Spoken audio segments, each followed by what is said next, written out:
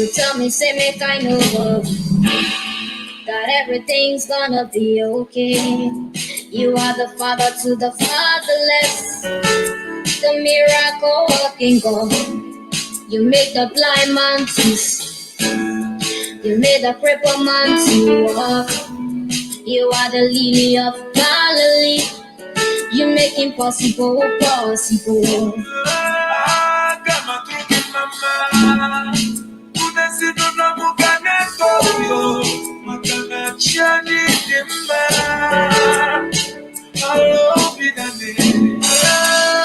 Lord, you are the most. Hallowed be the name. Lord, you are the most. Hallowed be the name. Lord, you are the most. Hallowed be the name. Lord, you are the most. Hallowed be the name. I woke up strong on a Monday. I go to gym on a Tuesday. Then to the studio on Wednesday. I work it out till Thursday morning. I be chilling on a Friday. I play some shows on a Saturday.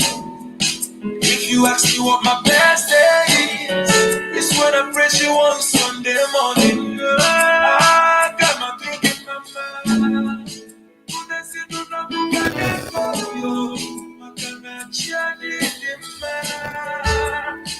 I love you, Lord, you are the most. Hallowed be thy name. Lord, you are the most. Hallowed be thy name. Lord, you are the most. Hallowed be thy name. Lord, you are the most. Hallowed be thy name. Well, good evening. We want to say welcome to Family Connection Network on the program Be in Touch. Today we are here today in conversation with the Democrat candidate, former Democrat candidate for the Park City Council election for District 49, Anthony Kelvin Regis. So we say just stay tuned. We're going to be right back with you. We say sorry for being late. We had some technical difficulties that we were adjusting. So just stay there and stay tuned as we bring to you a kind of a post-election update on our candidate, Councilor Kelvin Richards. At this time, I will join my colleague on the other end, Ben. Ben, how you doing? Yes, brother Levi, I'm doing great. Just rushing from another program that I have to leave to come over to get connected with you guys as well. Well, I bless God for another day. Hey, remember this weekend is what, Labor Day weekend. I know it is disheartening as we listen to the records of the employments that were done for the month that just ended, the month of August. They were not encouraging, but hey, little is much when God is in it, right? There are people out there that are looking for job and they haven't found it yet, and there are people that have job, and for some reason, some of them don't appreciate what they have. But I just want us to remember this weekend, as it is a Labor Day weekend, that we should be grateful to God for whatever that we have, because it is His provision that keeps us moving. So I'm glad today that we have our brother, our friend, Councilor Richards, Calvin Richards, to be on the floor with us or on his network with us to discuss what he has, his experience in terms of the most recent election that he had in his district, to share his experience with us. And this forum is all about life-changing experiences. Maybe from his experiences that he had during the course of the election, other people that might want to pursue similar goals in life may learn from him and be able to navigate such challenges should they come up in the future. So I'm glad that he's on the forum with us today to discuss. what He has in store for us. Back to you there, Levi. That being said, it is the Labor Day weekend. I do not know how you spending it, but I just got a call that there will be some barbecue on tomorrow, and I'm invited to that barbecue anyway. I know just do what you can. Like Ben said, a little is much when guys, guys in a, we appreciate God for job. We appreciate God for what He's done for us. At this time, we will be joining our guests, Consider Riches. Consider Riches, you're welcome. Thank you, and thank you for having me. Yes, listen, this is my third time on the show, so I feel like I'm a special guest. Um, it's Labor Day weekend. My wife informed me that there will be a barbecuing tomorrow. She went to Costco and got some products for my sister. So I'm looking forward to it. So I'm going to be a little excited tomorrow. But listen, I'm excited to be here to explain and share with your audience my experiences that I had running for public office here in New York City, City Council District 49, and I think it's very intriguing that when you have an African, an immigrant, first generation immigrant, run for public office here, I think it's very intriguing, and I'm excited to share my experiences that I had. Yeah, the primary is over. The election for the primary is over. How is Councilor Richards doing? Somebody out there may want to know. Uh, I'm doing good. I'm back to work. I'm a full time lawyer. I'm a full time public defender, defense attorney. Um, my job is unique in the sense that if you're a prosecutor, meaning if you prosecute people here on Staten Island and you wanted to run for office, you had to resign. You have to actually quit your job to run for public office. For my job as a defense attorney, you don't have to resign. All you got to do is take a leave of absence. And that's what I did. I took a leave of absence for 2 months to run for office. And after running, I wasn't successful. Um, but I had a strong showing, and now I'm back to work full time. I have a lot of cases I'm working on. I'm back in the community, but I'm not giving up. I'm not putting my chin down. My head is still high up, and I'm still um, keeping and fighting that good fight. Wonderful. I'm not giving up. I'm not putting my head down. My head is still up high, you know, getting prepared to fight that good fight. It's a good one. Uh, Brother Riches, you are your man, man. Sometimes it was just passing through my head, that conviction, that extra motivation to be able in this society that we find ourselves in to decide to go for such a post. Somebody will say, where did that special motivation came from? Where did it come from? Um, I've always been in in I don't want to say leadership because then I don't want to sound like it's cliche, but I've always been in a position where I could always have a contribution to my colleagues, to my friends, my community. It goes back to when I was a young person, when I knew myself in Ghana. I was in a refugee camp in Ghana in high school, and they made me the class president in sixth grade because I had the highest grade. So in back then, I went to Datus in Bubwashi. They have branches in Tema, Bubwashi, and Dansoma. So when I went to school, whoever had the highest grade in class made you the president. So when I saw myself leading my classmates and my peers, it kind of made me to keep up with the leadership position. Even here on Staten Island, I'm in the soccer team with my friends. We go on the checkerboard. I'm just in the community where I have an impact and I could organize people and my friends that could have an impact. Now, when the seat became available, when we knew that Debbie was retiring because she was turning it out, I also saw an opportunity where I could elevate my contributions in the community from just being local to something bigger. And that's why I decided to run.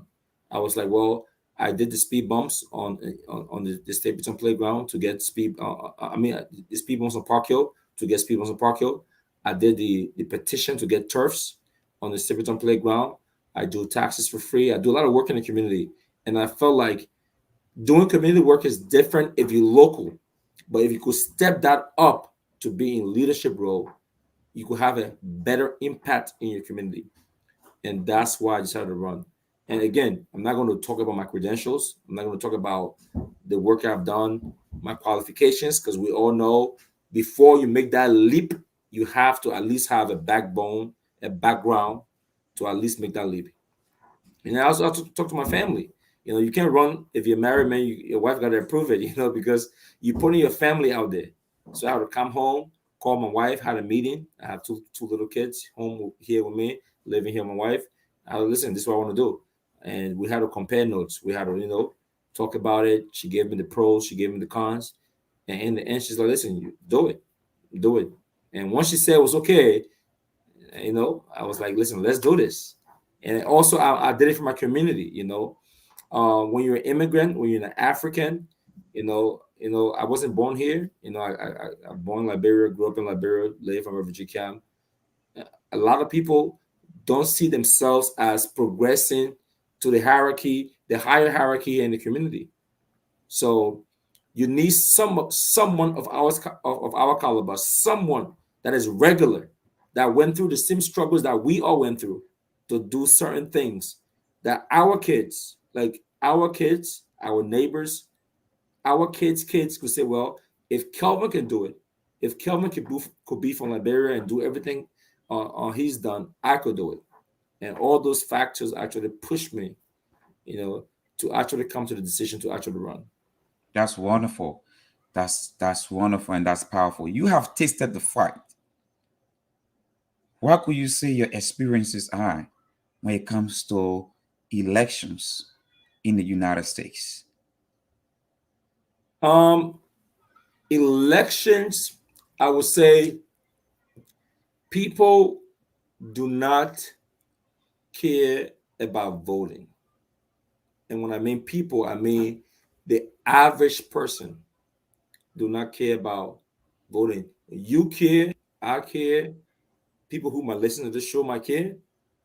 An average person who is just working 9 to 5, have their kids and so forth, do not really care that much about election. And I want to go deeper because running for office here actually enlightened me as to why, when politicians win election, why they do not come back to our community. I never understood that. I'm not a politician. I'm a lawyer.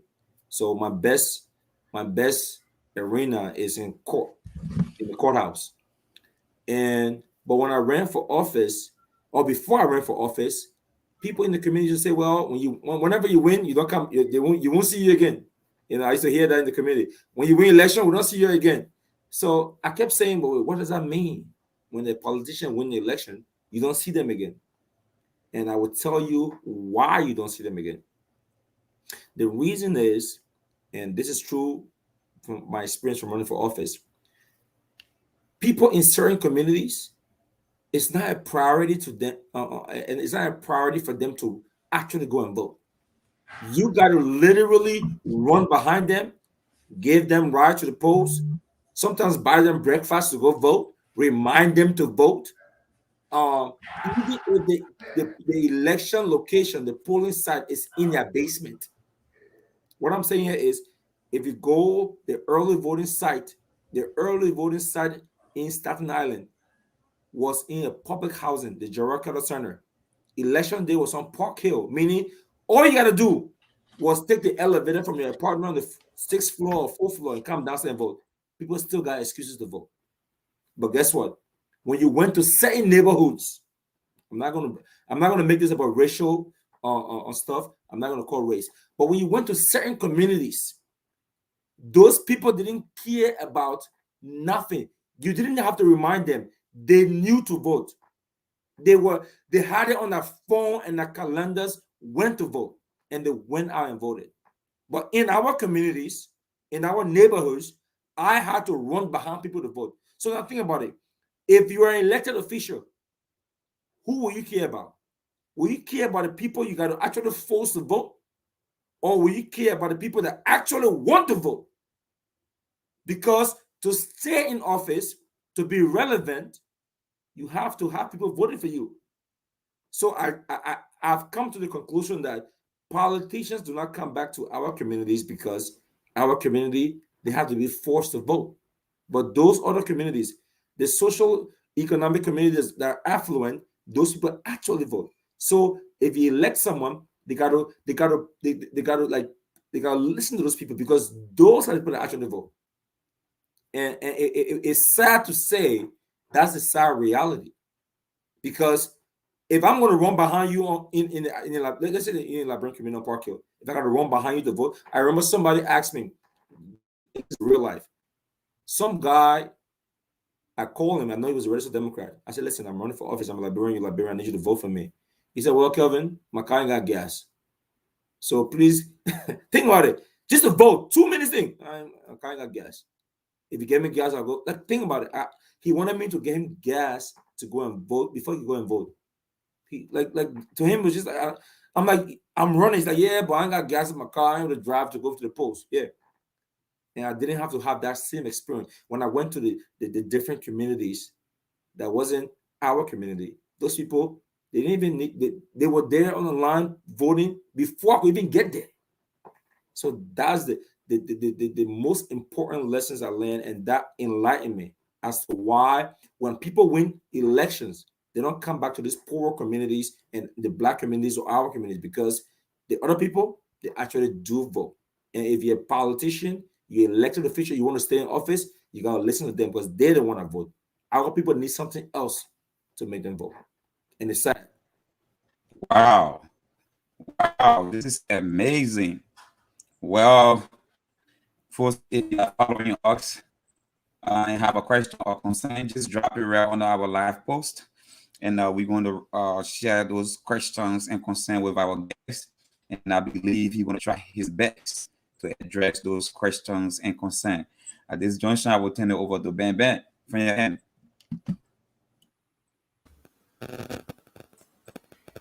Yes, you know, listening to Councilor Anthony Richards on why the minority communities or people within the minority communities don't vote, it's kind of striking to me, and it makes me think that to some extent you go to the point of even like bribing them before they can vote.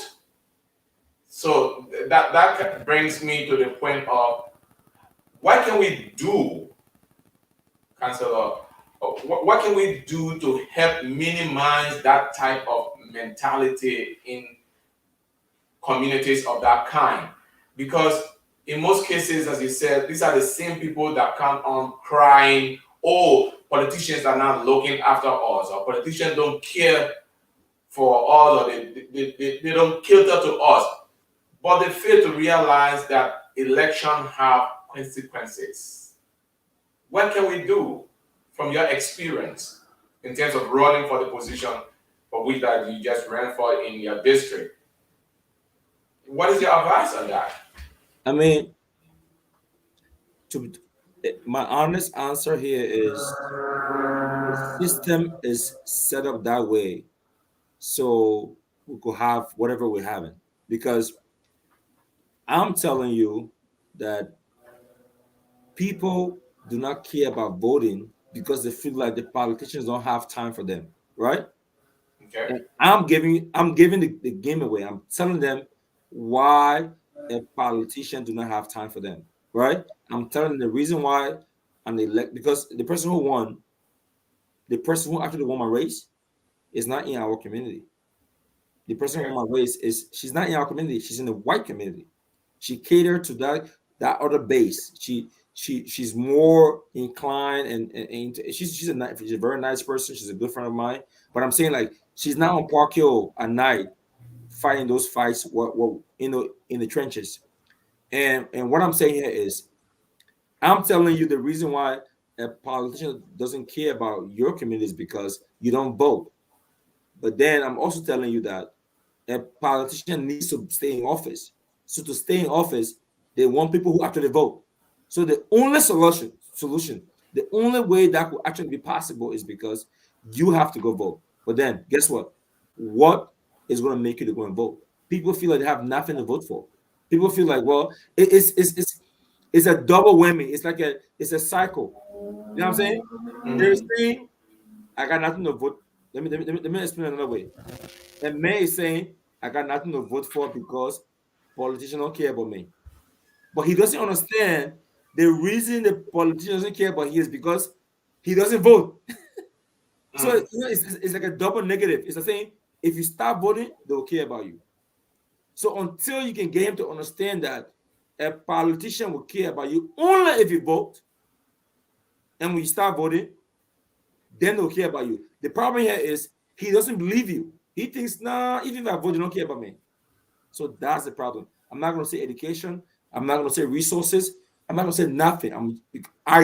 I'm telling you, my election day, Mm. when the polls were open, I went to a building where a poll site was in the lobby of the building. Think about it. They opened a polling site in the lobby of the building. For someone in that building had more than 250 voters. One Okay. building. All you had to do was come downstairs and just click your vote. In New York State, you don't even need ID to vote. New Mm. York State is an open state where to vote you don't need identification. All you need is your name and your address and your date of birth. Three things. If you know the day you were born, if you know where you live in, and you know your name, you can vote in New York. The people still cannot. There's no way to verify that information. Is that correct? No, your signature you are assigned to, so your Okay. signature got to match. Okay. So, for instance, if you want to vote as me and your signature don't match my signatures, your vote will be invalid. But what I'm saying here is to actually get a ballot, name, date of birth, address. Then to vote, your signature. So the signature got to match. What I'm saying here is people still could not come on the second floor to come to the lobby to vote. They still couldn't do it. Mm. They still could not come downstairs to vote. They had all kind of excuses. I'm sleeping. Oh, I'm cooking. Oh, my dog ain't eat yet. Oh, I'm going to work. Oh, I'll come later. Oh, I'm telling you. But what I'm saying here is those same experiences when I went to a different community, I did not experience that. Those people are willing to vote voluntarily, and that's the problem. Okay. So, Remington, if I can get this from you, what is the main reason? It appears to be, from what you are saying, that people didn't just vote, and because they didn't vote, you were not successful in it. Would you say that is the main reason why you were defeated in this race? Or can Um, you share some of the challenges that you had that led to the defeat in this race? I mean, I think some of the challenges I had was our senator, our local senator, and our assemblyman endorsed publicly the person who actually won. So that Okay. was a big challenge. But again, endorsement matters, but endorsement also do not matter if the people come out to vote. So I'm saying this to say that you could get all the endorsement in the world if you want, but if the people actually show up to vote and they don't care about endorsement, you still win. So for instance, a lot of people endorsed Donald Trump when he ran for his against Joe Biden. And he had almost the most endorsements, but Joe Biden still whipped him.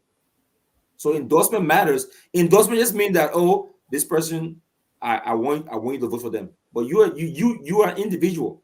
You are your person yourself. When you go in the booth, it's you and your God. The voting is private. So you go in the booth and pick who you want to win. So the fact that you have endorsements is important, but it's not a silver bullet. Okay. So I have the senator and our Senate person endorse the person who won. But on Park Hill alone, meaning the largest African community here on Staten Island, Mm. had about 2,500 registered Democrats that we identified. They were African or African descent. meaning they weren't all Liberians. 2,500. Yes, they weren't all Liberians, but they were of African descent, so they were Ghanaian. You know, again, Yeah, I get it. and the reason why I was pushed to run is because I have a wealth of experience, and I have diversity. I'm Liberian. My dad is Liberian. My mom is Ghanaian, and my wife is Nigerian. So I have a correlation of the community that relate to me. So we have 2,500 people of African descent in and around the Park Hill area. Okay. Guess at the end of the day, how many people voted? 800 Out of 2,500 registered voters Democrats. in your community, Yes. In the African community, only 800 people, 800 voted. not even half. And the reason here is people say, oh, I travel. Guess what? If you travel, you can still do absentee ballot. They didn't care about doing absentee ballot. They don't want to be educated about absentee ballot. Well, I do it over time.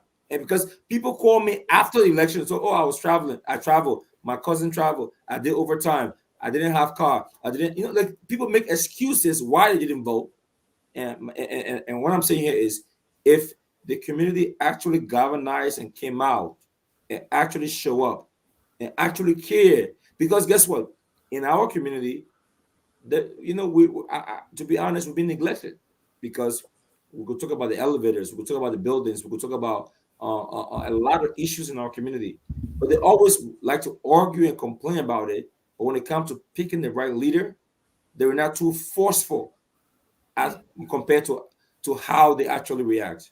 You know, so so if you ask me for the factors that actually left is that the endorsement didn't help me, but then the people didn't actually show up that I thought they were going to show up.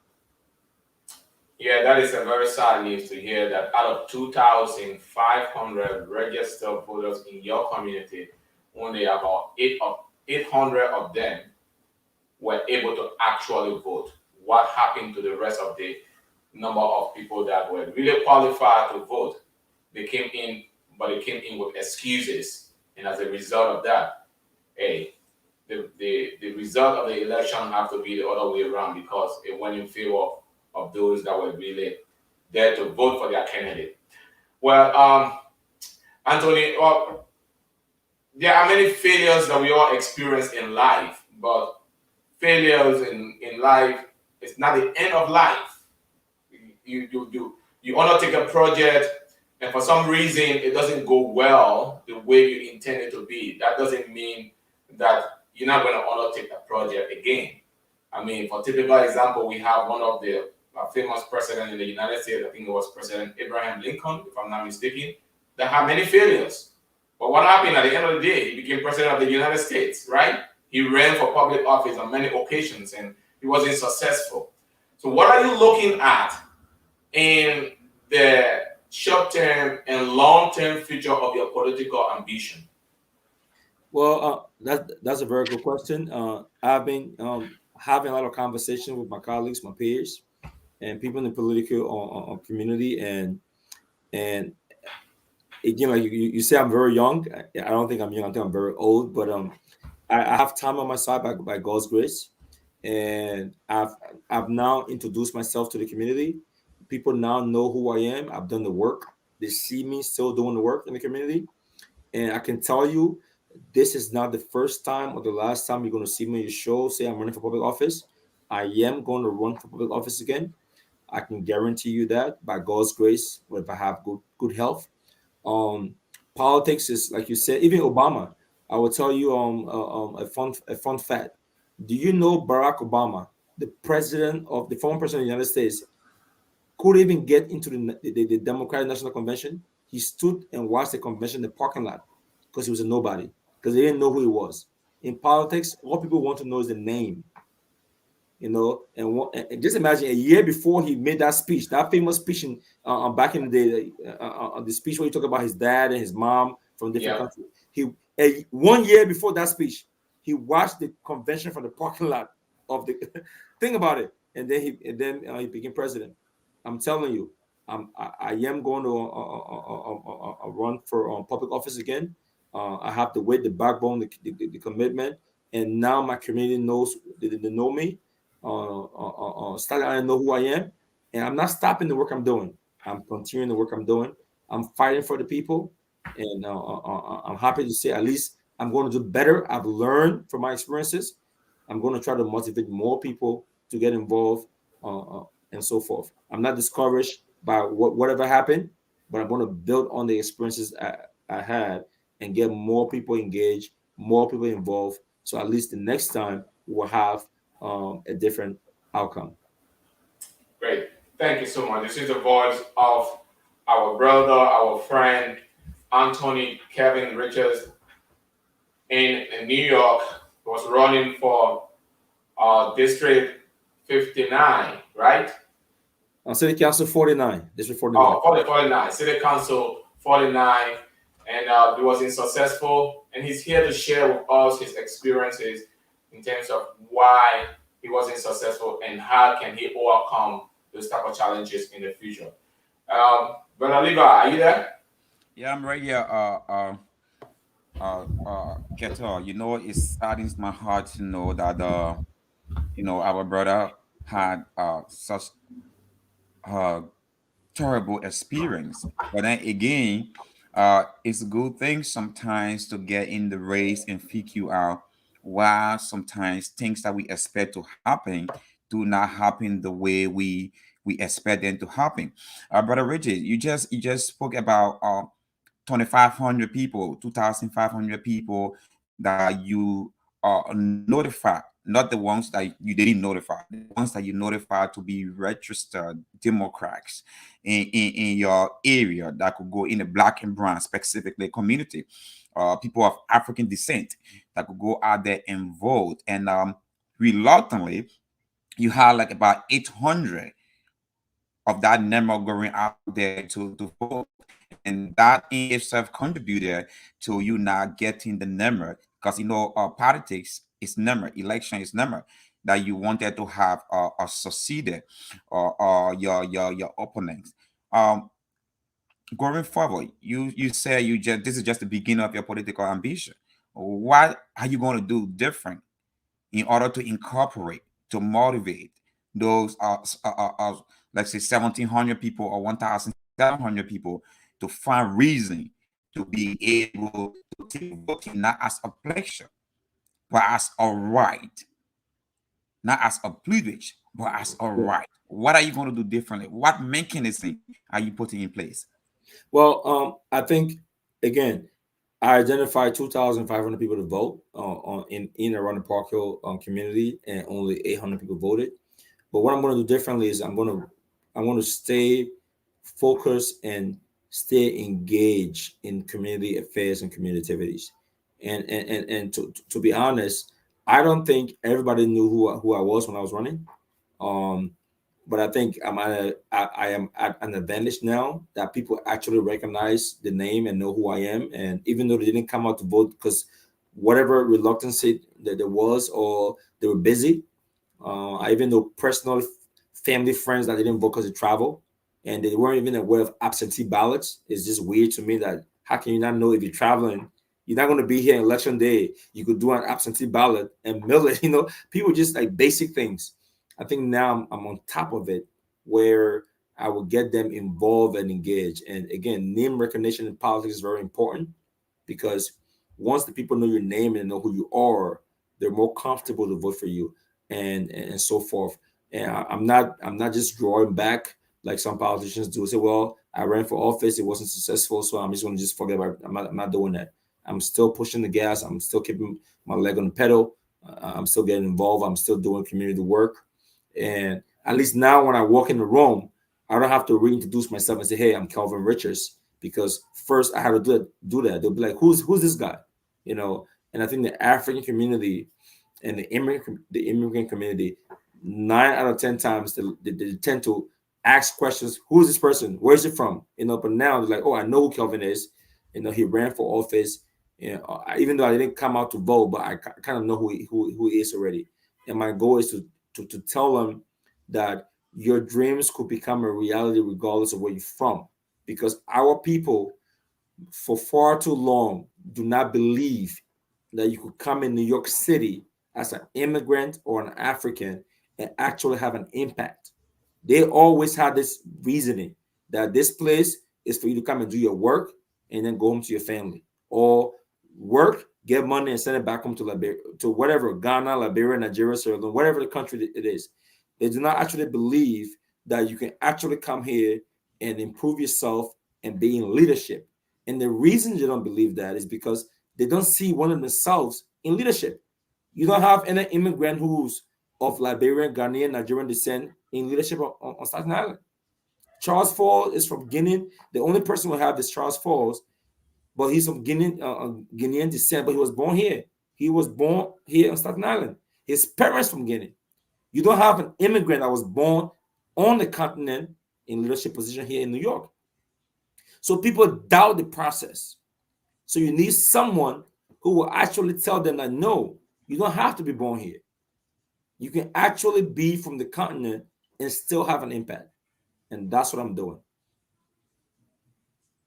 Thank you very much, brother Kelvin.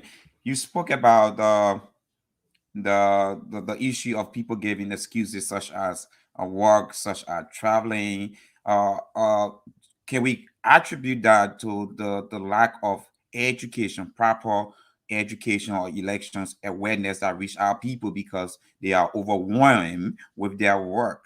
If so, again, what are some of those mechanisms that we are putting through in the future so that we can be able to attack that identical problem? Because voters education is permanent, it's very important.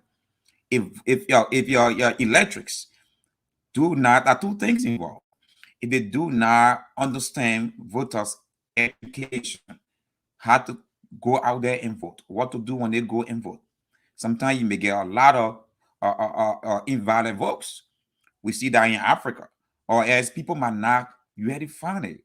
I think it has to do some way or the other with education, voters' education. Why is it so important? If that is one of the factors, what are you doing to really, really address voters' education? Um, for me personally, for the city council race, I don't think is voter education, and the reason why I don't think it's voter education is because um, I think New York State actually changed the rules.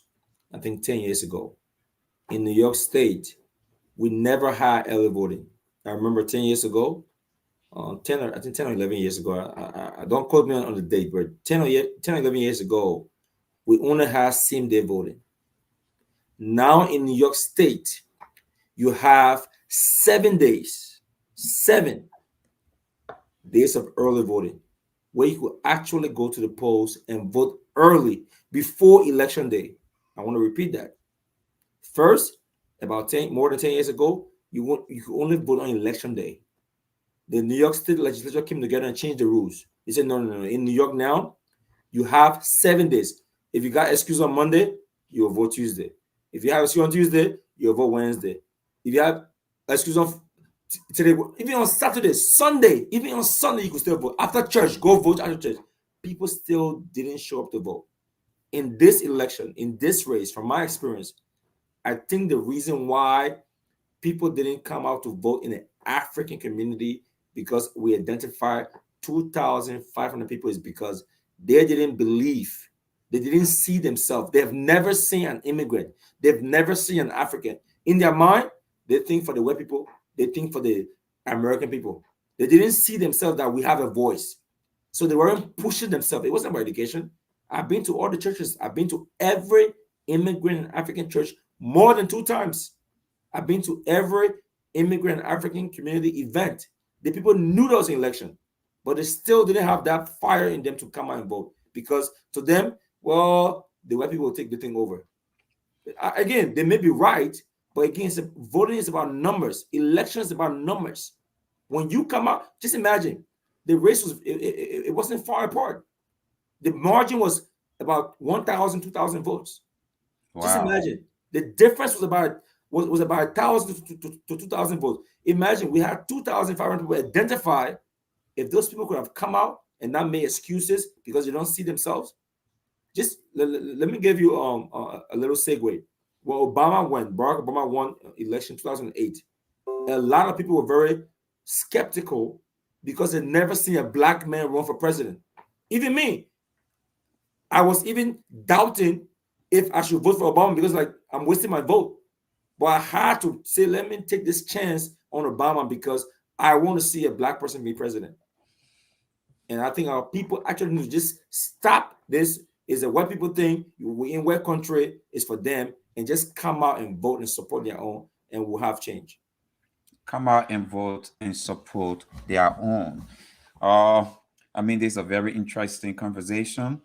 I want to believe, consider riches. You have more than your 800 people somewhere somehow listening, people that win, people that left their busy schedule. I was here doing voting there, um and I saw people that I did not expect to have seen, not only voting but having flyers in their hands. I was around the 280 Park Hill Avenue, and I saw you and I saw other people, and they came out. In as much as we didn't get the number that we wanted, what do you have to say to those that left everything they did or they had to have gone out there to say, in as much as a majority don't believe that African can excel or people of African descent can excel at that level, I can go and I can make the difference. What do you have to say to your supporter this evening? Well, I can say you guys are the best thing that ever happened to me. I could say your you guys volunteering is just I can't pay you. Words cannot express how important you guys are, and I appreciate everything because when you decide to run for office with your wife and your family, it's not about you. It's about community, and people actually took up that time to stand in rain, to hold signs up. When I drove to polling site and I saw people just volunteer, just saying, "Hey, Kelvin Riches, City Council," it just made me be like, "Whoa!" It's just I want you to know that I really, really, really appreciate your effort, your work, and and I know you didn't do it just because of me. You did it because you want to see our people up there. I'm very aware of that fact, and I want you to also know that this is not about Kelvin Riches. It's about our people. It's about our community, and I want you to know that even though we didn't win, but we're going to keep fighting, and I want you to not let down. I don't want you to put your head down. I want you to know that this is just the first step. These people will not come here and override us. They won't rule us. They won't tell us how we should live our lives. We will have a say in whatever they do. And I'm happy, I'm glad that you guys, my supporters, volunteered, took up the time to actually come out and make your voices heard, regardless of of the outcome. And I'm grateful forever to you guys. Regardless of the outcome, a lot of our people might be saying to themselves that Kevin ran and he did not win. Now he's talking about keeping his head up high. I wonder what is it that he saw positive within the mix of the negatives that has given him that zest to say I can still try. So looking at the downsides, that put the downsides and say, in as much as I did not win, this challenge. I mean, it was tough. You took our family time, Kevin. Everywhere I went, I saw you in every corners, every event. I'm a living witness to that at the churches and everything. And you went in it. Come on, defeat is not easy to be accepted or to like that to think about to comprehend.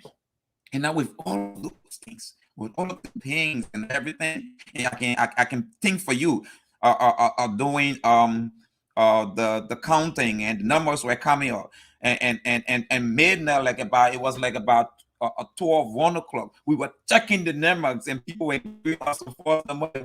No, no, no. We have to make sure that the information are precise. What is in this thing, in this Gavin Riches a body in his mind that he's so positive? What is this light that you've seen at the end of the tunnel that you believe that you can still go and someday you're going to be positive? What's this extra motivation? Well, the motivation is simple. I will tell you. 2 years ago, if you weren't in the Liberian community, or if you weren't in criminal court, if you never been arrested before, if you never needed a lawyer, you wouldn't know who Kevin Riches was. So I'll repeat that. If you're not Liberian in the Liberian community, if you didn't go to jail before, Kelvin Rich's name was not on your mind. And I could tell you, running for office now, um, I've expanded on the horizon. I've expanded my base where people who are not Liberians, people who are not never been arrested before in criminal court now know who Kelvin Richards is. And what that tells me is I'm a first time candidate. The lady that won this election ran against Debbie Rose. She ran against our sitting city council member before. She ran against her 4 years ago. It wasn't her first time running. The lady that won this election has been in the political arena because she actually ran against the lady before 4 years ago. So she's been out there. For me, it was the first time running ever, and I had a strong, matter of fact, a very strong showing. What that tells me is I'm not just known in my African immigrant, Liberian, or criminal court community. I'm not known outside those communities. And what I want to do is I want to build on those connections and on those relationships to actually push. And also, I felt like I motivated people. I motivated people who didn't see a black person, an immigrant person, going that high. They told themselves that if Kelvin can do it, I can do it. And I feel like moving forward, now I have a base to actually work on. I told you earlier, politics is about name recognition. For instance, let me give you a quick example. If tomorrow, and I know Benjamin is in California, I think California, yeah, if I'm right. If Malia or Sasha Obama decides to run for representative in California, she will win. She's not going to win because she got a history of legislation. She'll win because her name is Sasha or Malia Obama. Everybody in California know Barack Obama children, Sasha and Malia Obama. The name recognition. So what I'm telling you is now people are they're cognizant of Kelvin Richards. They know the work, they've seen the work, and I'm hoping to build on that momentum for the next race. Wow, the race is not to the swift, but he that endure to the very, very, very end. Ben,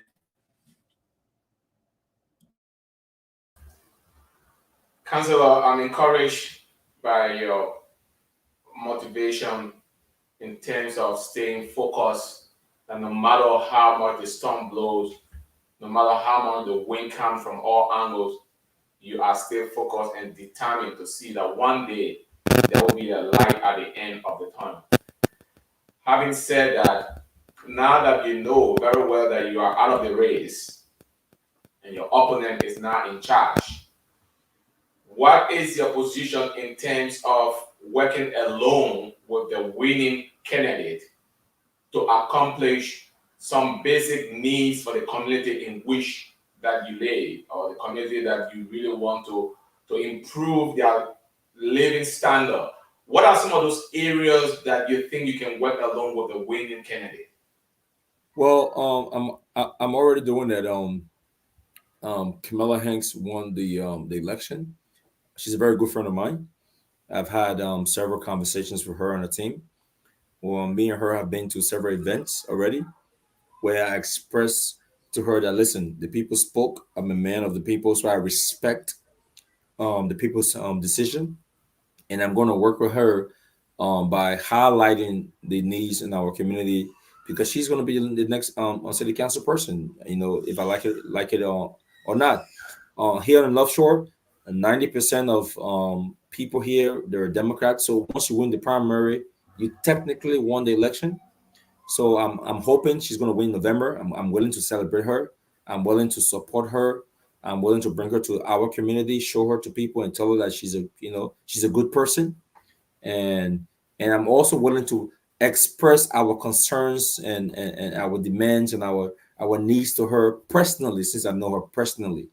And my phone is always open. I'm willing to volunteer and be part of her team when it comes to having a seat at the table. Let me tell you something. Community work is not individualism. You can have one person do it all in the community. You can have you can have a community rumble or or a community King Kong.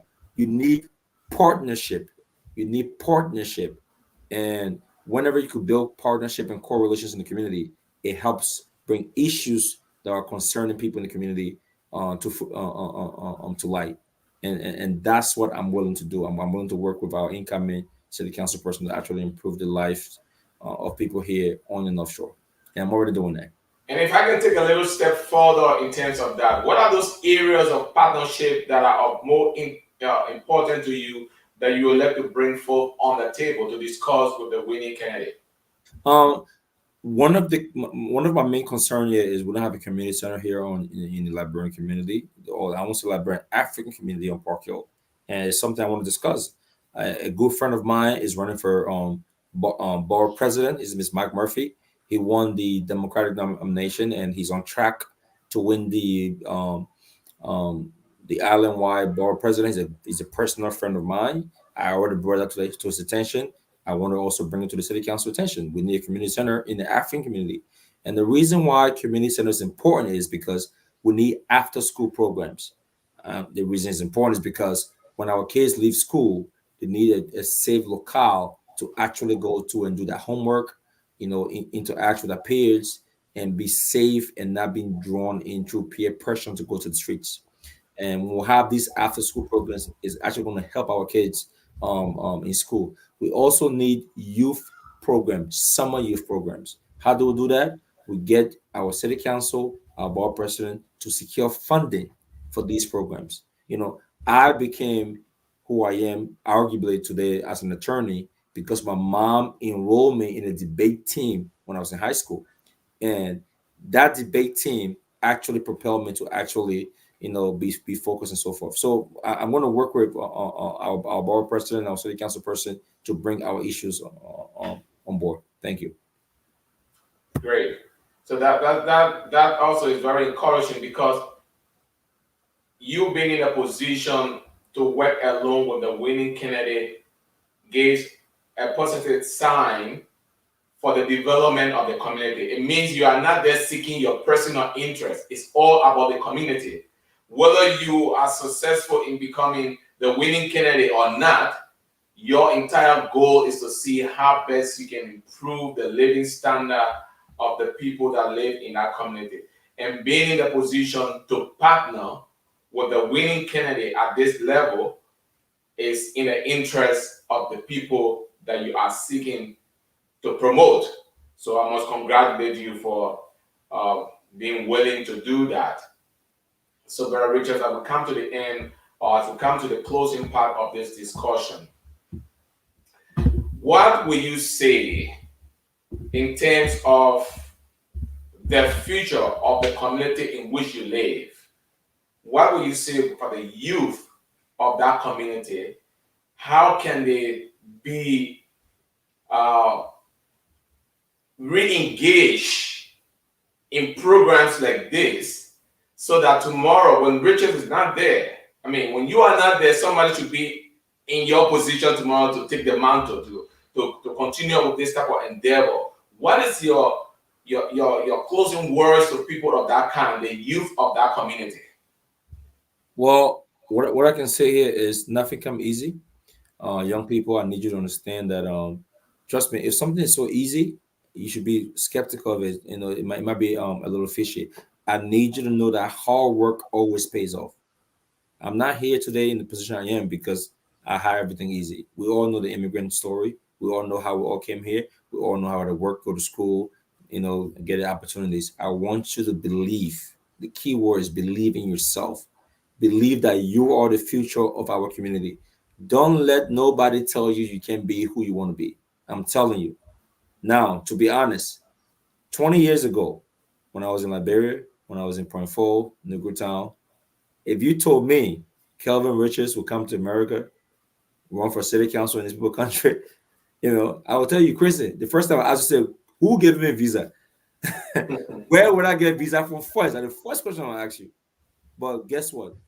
I've come here and I've come thus far because of God's favor, because I believe in myself, because of my mom that pushed me to be who I am. If I can do it from that kind of slow background, from less opportunity, but you were born here or you've been here since you were a kid, you could do anything. and I want you to believe that. Determination plus effort Everything. will bring success at the end of the day, no matter how long it takes. It says success is preparation plus when preparation meets opportunity. That's success. You got to There we prepare go. first, and the opportunity will come. So Definitely. success is preparation meeting opportunity. Get ready, prepare yourself so that when the opportunity comes, There you go. you get hold of it and then you'll be successful in your goals and you'll be successful in your dream. Thank you so much for your kind words to us this afternoon or this evening. And I look forward to having you on this program again to discuss some important issues that you have for your community. Back to you there, Brother Levi. Success plus opportunity. Uh, Again, how you say it? Success, no, success equals preparation. Plus opportunity. Yeah. So when preparation meets opportunity, that's success. When preparation makes Yeah. opportunity, Success the equals end product, yes, it's success. the end product is success. Yes. So a lot of our young people out there, that's a strong want you. That's a license that we ought to learn. That in order to succeed, it's not only opportunity; it requires preparation. And brother Kelvin, our brother, our counselor, our Anthony, our legal aid. I mean, he's just everything. You know, I haven't seen somebody that's it's so simple. We play on the field. And I mean, we all go so low, and time to go high, we all just go so high. So it's a good thing having Brother Rich is here, and I want us to those of you that monitoring those young guys like myself are monitoring Brother Rich's. There's nothing that is called impossibility if you believe. Yeah, he's a role model. He's somebody that is leading the way and believing we can do better. And those Liberians, those African people that let me bring it down. My African people that are out there and thinking that we can make an impact and did not believe in our brother Calvin or even in ourselves. Okay, brother Calvin is telling us that this is not the end of the road. He's not going to back down. He still needs you to come out. You got 7 days early voting. Take advantage of those days. After which you can even do absentee ballot. So the excuse of traveling, the excuse of working, we ought to leave those excuses because if we don't leave those excuses, we will continue to be living the impoverished life that we live in our community and we'll have nobody to advocate for us. So I want to say thank you, Brother Riches, for coming. We bless God for you. We will now take your parting comment before we close the show. Listen, I appreciate the opportunity. I want to say thank you to on this program, to Levi and Benjamin. I know Pala couldn't be here today. I understand he has a prior engagement, but I want to know you guys are a voice to the community. You guys inform us every Sunday, and I also want to say I want you guys to keep doing the work you're doing. I know it's hard to keep a weekly show every week, to find content, to give out to the community. But you guys are doing a fabulous job, and I'm happy to be here. Like Benjamin said, he's willing to have me back on. I promise you, I will be back on, and I'll be back on stronger and bigger. And the goal is to see our community improve. And I want to say thank you for having me. I appreciate it.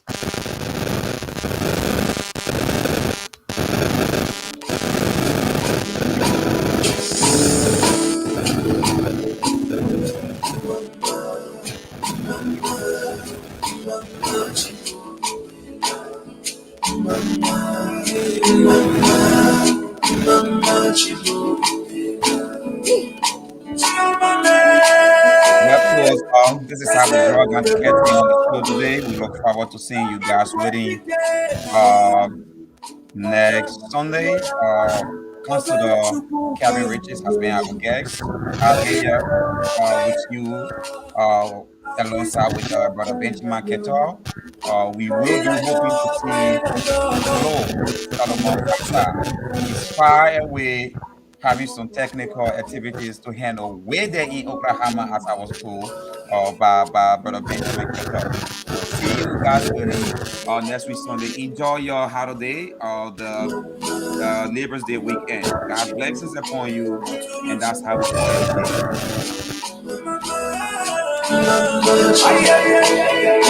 If you leave us in this condition, wahala go dey. If you leave us in this situation, if I ever be some people don't get place to stay.